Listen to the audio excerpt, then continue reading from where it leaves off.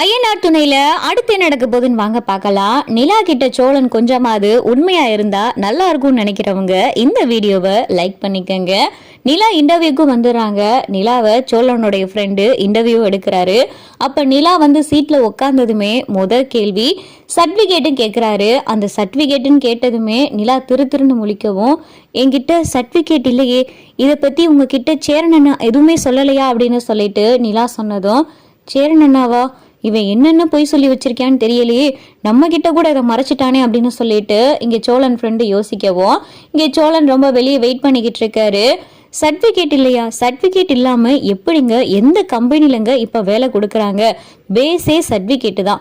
Certificate இல்லாமல் நீங்கள் எந்த கம்பெனிலையும் இன்டர்வியூக்கே முதல்ல போக முடியாது. உங்ககிட்ட சர்டிஃபிகேட் இல்லை அப்படின்ற விஷயம் எனக்கு இப்போ தான் தெரியும் அப்படின்னு சொல்லிட்டு இங்கே சோழனுடைய ஃப்ரெண்டும் சொல்லவும், சேரண்ணா ஏன் சர்டிஃபிகேட்டை பற்றி சொல்லாமல் இருந்தார் அப்படின்னு சொல்லிட்டு இங்கே நிலா யோசிச்சுக்கிட்டு இருக்காங்க. சரி, இதை பற்றி சேரன் அண்ணாட்ட போய் கேட்டுக்கிறோன்னு சொல்லிட்டு இங்கே நிலா கிட்ட, சரிங்க உங்ககிட்ட ஃபார்மாலிட்டிக்காண்டி சில கொஸ்டின்ஸ் கேட்குறேன் அப்படின்னு சொல்லிட்டு இங்கே சோழனுடைய ஃப்ரெண்டு ஆர்கிடெக்சரை பற்றியும் பில்டிங்ஸை பற்றியும் கேள்வி கேட்டுக்கிட்டு இருக்காரு. அதுக்கு நிலா நல்லாவே பதில் சொல்லிடுறாங்க. அப்போதான் சோழனுடைய ஃப்ரெண்டு சொல்கிறாரு, இல்லைங்க, சர்டிஃபிகேட் இல்லாமல் உங்களை நான் இங்கே வேலை எடுத்துக்கிற முடியாது. நான் வேலைக்கு எடுத்துக்கிட்டேன்னா எங்கள் அப்பா என்னைய அவ்வளவுதான், எங்கள் அப்பாவோடைய கம்பெனி தான் அது, நான் சும்மா மேலோட்டமாக பார்த்துக்கிட்டு இருக்கேன். சர்டிஃபிகேட் இருந்தீங்கன்னா உங்களுடைய குவாலிஃபிகேஷனுக்கு எப்படியாவது இங்கே வேலை கிடைச்சிருக்கும். சர்டிஃபிகேட் ரெடி பண்ணிட்டு வாங்க, அதுக்கப்புறம் பார்க்கலாம் அப்படின்னு சொல்லிட்டு சோழன் ஃப்ரெண்டு சொல்லிட்டு எந்திரிச்சு போயிடுறாரு. சர்டிஃபிகேட்டை பற்றி ஏன் சேரன் நான் எதுவுமே சொல்லலை, நம்ம வீட்டில் போய் கேட்டுக்கிறோம் அப்படின்னு சொல்லிட்டு இங்கே நிலா வீட்டுக்கு வந்துடுறாங்க. சோழனும் கூட்டிகிட்டு வந்துடுறாரு. இவளுக்கு வேலை கிடைக்கவே கூடாது, இவளுக்கு வேலை கிடைச்சா எப்படியாவது இந்த வீட்டில இருந்து வெளியே போயிடுவா, இவளுக்கு வேலை கிடைக்காதுன்னு தெரியும், சரி கேட்போம் என்னதான் நடந்துச்சு அப்படின்னு சொல்லிட்டு சோழன் காரில் வரையில, என்னங்க என்ன இன்டர்வியூல எப்படி போச்சு, கொஸ்டின்லாம் நல்லா கேட்டாங்களா, நீங்க நல்லா பதில் சொன்னீங்களா, என்னங்க என்ன ஆச்சு அப்படின்னு சொல்லிட்டு இங்க சோழன் கேட்கையில நிலா அமைதியாவே இருக்காங்க. தெரியும் உனக்கு வேலை கிடைக்காதுன்னு, இருந்தாலும் சும்மா கேட்கிறேன் அப்படின்னு சொல்லிட்டு இங்க சோழன் மனசுக்குள்ள நினைச்சுக்கிறாரு. நிலா அமைதியாவே இருக்காங்க. வீட்டுக்கும் வந்துடுறாங்க. சரி நிலா, எனக்கு வேலை இருக்கு அப்படின்னு சொல்லிட்டு நிலாவை இறக்கி விட்டுட்டு சோழன் வண்டி எடுத்துட்டு போயிடுறாரு. சேரன் வீட்டில் இருக்காரு. ஏன் அப்படி பண்ணீங்க, உங்களுக்கு தான் தெரியும்ல என்கிட்ட சர்டிஃபிகேட் இல்லைன்னு, நீங்க ஒரு வார்த்தையாவது அந்த கம்பெனியில இந்த மாதிரி எனக்கு சர்டிஃபிகேட் இல்லைன்னு சொல்லியிருக்கலாமே. என்கிட்ட சர்டிஃபிகேட் இல்லைனாலும் அதை பத்தின எல்லா அறிவுமே என்கிட்ட இருக்கு.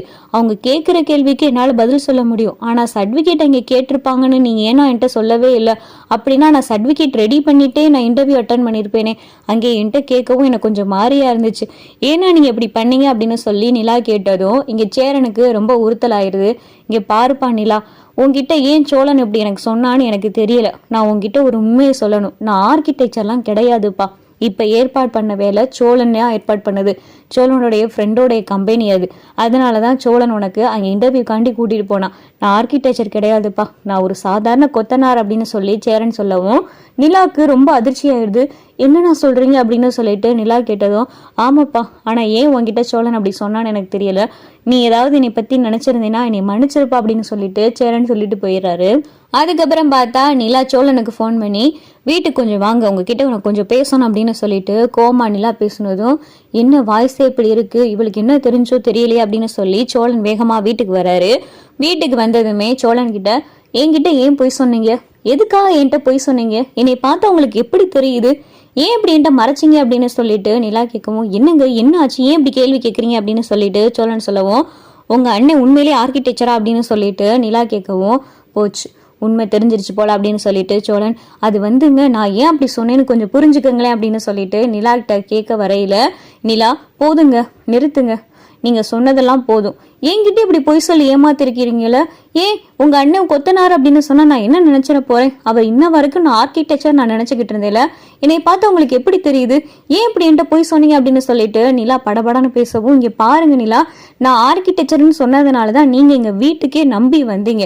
எங்க அண்ணன் ஒரு கொத்தனாரு, என் தம்பி ஒரு மெக்கானிக்கல், நான் இந்த மாதிரி கார் ஓட்டுறேன்னு தெரிஞ்சுதான் எங்க வீட்டுக்கு எப்படி நீங்க வந்திருப்பீங்க, பயப்பட்டு இருக்க மாட்டீங்களா? எங்க அண்ணன் ஒரு ஆர்கிடெக்சர்னு சொன்னதுனால ஓகே இவங்க பெரிய ஆர்கிடெக்சர், ஒரு நல்ல நல்லா படிச்ச ஒரு நல்ல குடும்பம் அப்படின்னு நினைச்சுதானே என் வீட்டுக்கு நம்பி வந்தீங்க. இப்ப கூட நீங்க எங்க வீட்டுல இருக்கிறதுக்கு தயங்க தானே செய்யறீங்க. வேலை கிடைச்சதும் எப்படியாவது இங்க இருந்து போயிடலாம் தானே நினைக்கிறீங்க. உங்களுக்கு ஒரு நம்பிக்கை கொடுக்கறதுக்காகத்தான் அப்படி சொன்னேன், மற்றபடி வேற ஒன்றும் இல்லை நிலா, நீ வந்து தப்பா எடுத்துக்கிறாதீங்க அப்படின்னு சொல்லிட்டு சோழன் அடுத்தடுத்து போய் பேசுறாரு. இங்க நிலாவும் கேட்டுட்டு ஒரு இடத்துல சரி அப்படின்னு சொல்லிட்டு நிலாவும் அமைதியாயிராங்க.